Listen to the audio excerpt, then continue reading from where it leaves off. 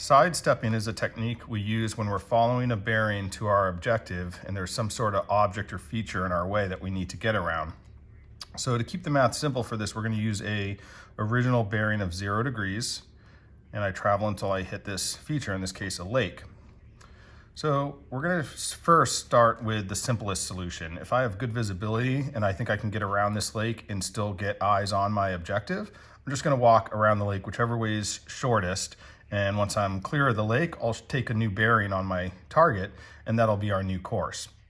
If I don't think I'm gonna have visibility when I get around the object, I'm gonna look for something in this area along my bearing line that I can navigate to, and I'll just go around the lake, whichever way is easier, get to that object, and then turn back to 0 degrees.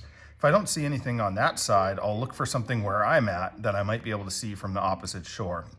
And I might even create something. I could take out a brightly colored bandana and tie it to a tree here.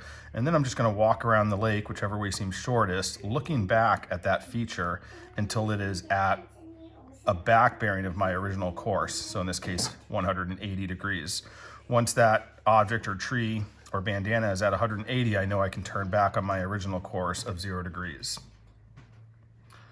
If I can't do either of those, then we're going to use some traditional sidestep technique here. Once I reach the object or the lake, I'm going to decide which way is shorter, and I'm going to turn at 90 degrees, whatever my original bearing was.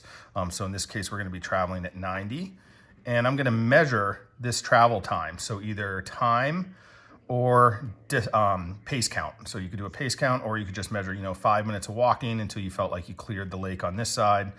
So we'll say whatever we traveled for X. And then once we're past that threshold, we're going to turn back on our original bearing of 0 degrees in this case, but now we're off course. If we stay on that bearing, we're not going to reach our objective.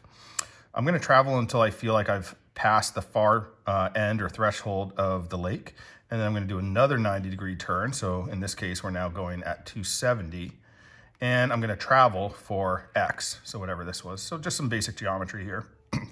Once I've traveled that far, I'm going to turn again, another 90-degree turn, which in this case is going to put us back on our original bearing, and we should be relatively on course. I'm going to look for opportunities of updating my course. If I get, break in the clouds and I can see my summit again, I'll take a new compass bearing and we'll work from there.